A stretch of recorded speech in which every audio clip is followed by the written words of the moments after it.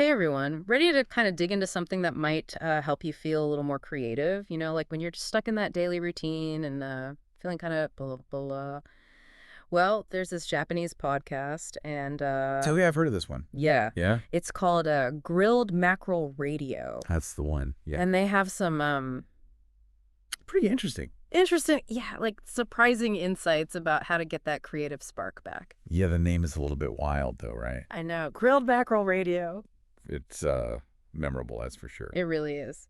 But the hosts are really cool. One's a sculptor, and the other one describes herself as like an inspiration artist. So someone who helps people unlock their creativity. Yeah, that's a really neat idea. Yeah. It is. And so in this deep dive, we're going to kind of unpack their conversation, which is all about rediscovering like your own personal joy, fostering creativity, and even the role that community and travel can play in that whole process. Yeah, and they even like brainstorm this idea of like a B&B for artists. Right. Oh, yeah. Where people can like live and create and just inspire each other. I love that. Doesn't that sound amazing? It does.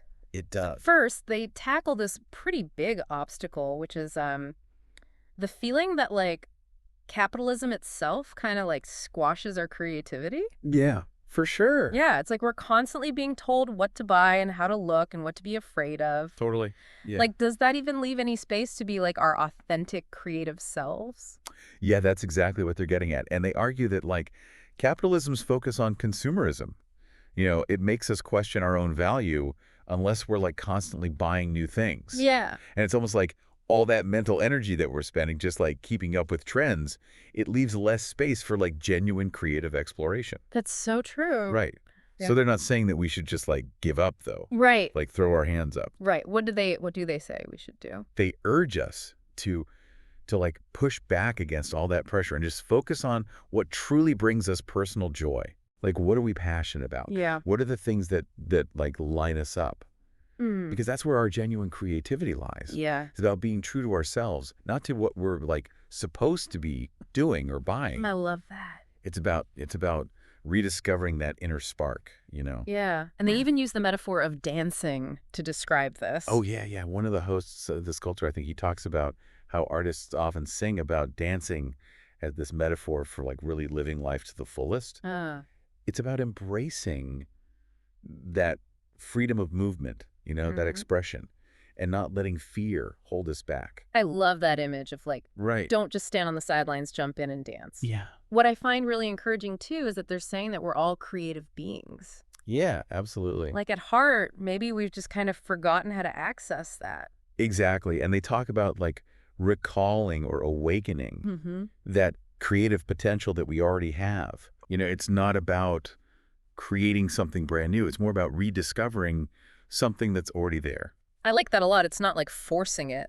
It's remembering it. It's like remembering how to ride a bike. Exactly. And one of the ways they suggest that we do that is through community. Yeah. They have this whole brainstorming session about creating this physical space, like a B&B for artists. It's such a cool idea. Isn't it? They picture this place where like creative people, not just artists, can come together and share ideas and inspire each other and just learn from each other's experience. So can you imagine that energy, like a haven where you could connect with people of all ages, all different backgrounds, but they're all passionate about creativity? Oh, that sounds amazing. It does. It does. It's so different from, that competitive, isolating aspect of the art world that you hear about so much. Yeah. And they make it really clear that this B&B, it goes beyond just creating art. Yeah. It's about fostering like a sense of belonging. Yeah, exactly. And providing a space for people to learn and grow together. Mm-hmm. And one of the hosts actually shares her own experience with community. Oh, yeah, I remember this part. And I always find personal stories so insightful. Yeah, me too.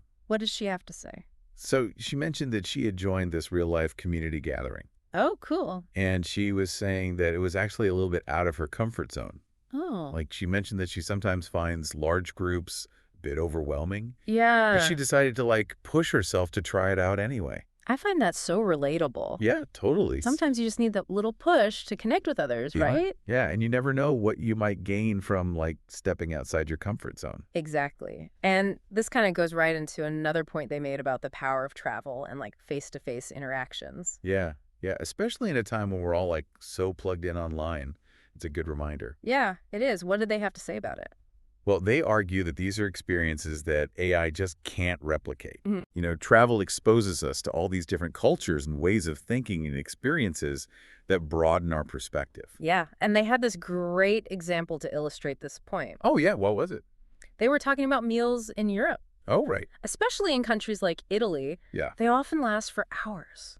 Oh, yeah. I've heard of this. And it's not just about like refueling, Right. it's about the conversation and the connection. It is. It's about the whole experience. Yeah, and just like slowing down and savoring the moment with other people. I mean, that's something we often miss in our fast-paced, digitally driven lives. Totally. Yeah. And it's interesting that they brought up Italy specifically. Yeah. Why do you think that is?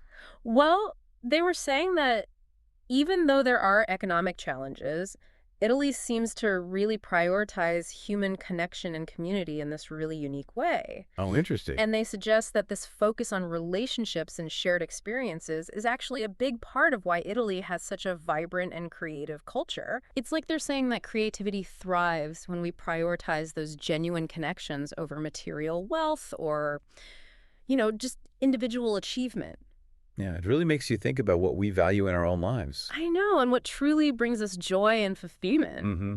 It's like they're saying that creativity comes from, like, spending time with people and having those shared experiences instead of just focusing on, like, money or success. Yeah, it's a really powerful idea. And, it makes you think about what we prioritize in our own lives, like Yeah. what actually makes us happy. Mm-hmm. So we've talked about, community and like breaking free from that whole consumerist mindset and seeking out those genuine human connections.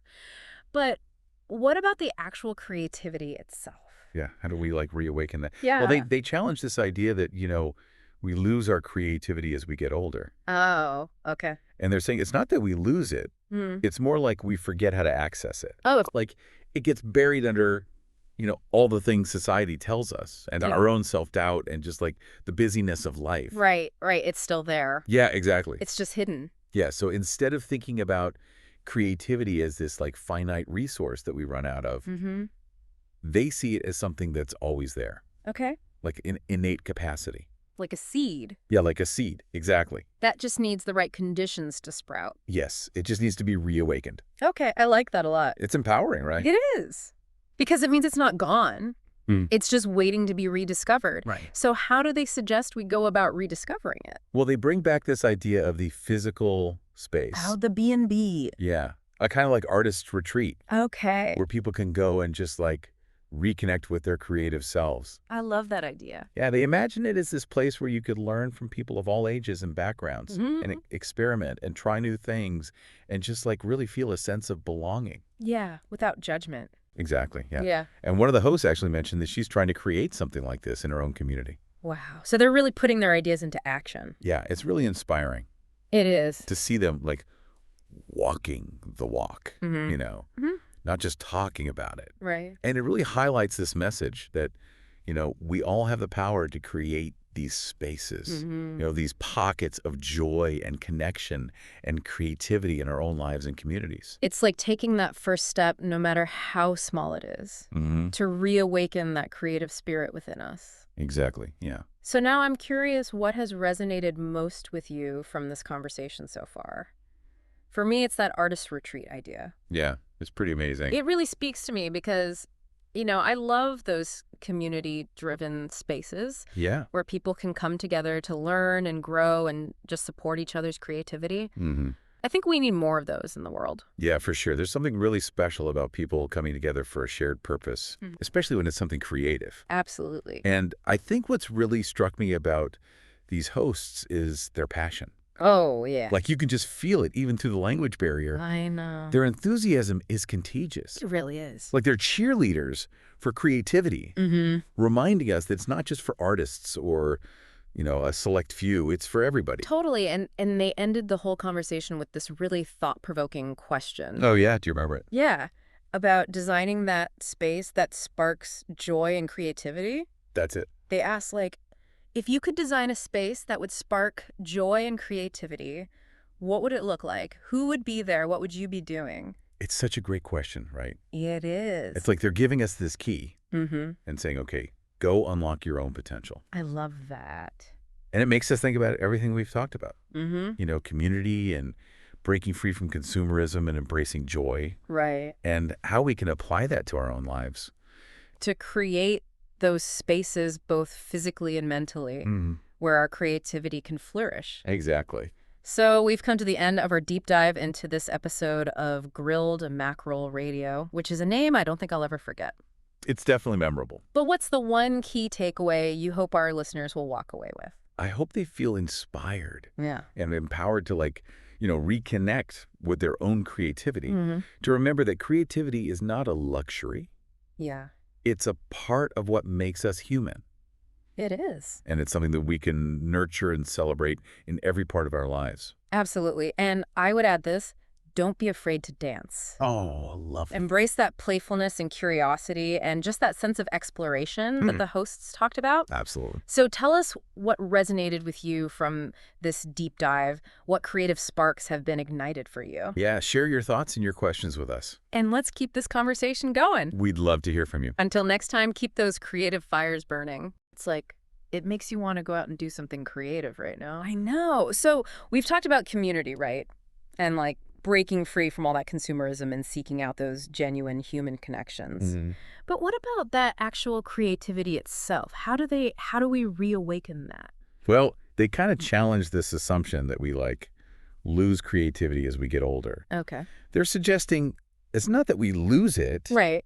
but that we just forget how to access it. Okay. Like it gets buried under, all the things society tells us and our own self-doubt and just the busyness of life. Okay, so it's still there. Exactly. It's just hidden. Yeah, so instead of thinking of it as this finite resource that we run out of as we get older, they're suggesting it's always there. Like a seed. Yeah, like a seed. It's like an innate capacity that's just waiting to be reawakened. It just needs the right conditions to sprout. Exactly. Okay, I like that a lot. Yeah, it's empowering, right? It is. It means it's not gone. It's just got to be rediscovered. Right, exactly. So how do we go about rediscovering it?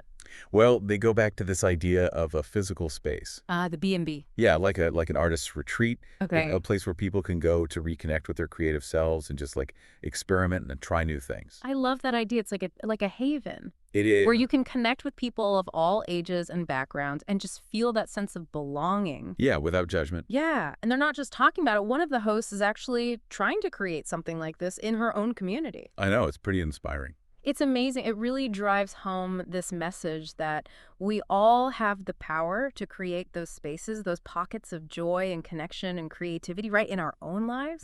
No matter how small, just taking that first step to reawaken that creative spirit. It's about making it happen, Yeah. not just waiting for it to happen. So I'm curious, what has resonated the most with you from our conversation so far?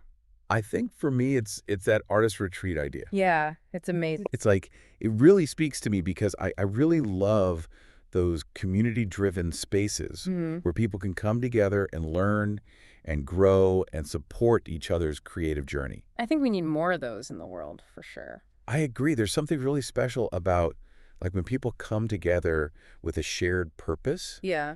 And especially when that purpose is creativity. I know, and you can just feel the passion from these hosts, even through the language barrier. It's contagious. It really is. They're like cheerleaders for creativity, reminding us that it's not just for artists or, a select few, it's for everyone. Right.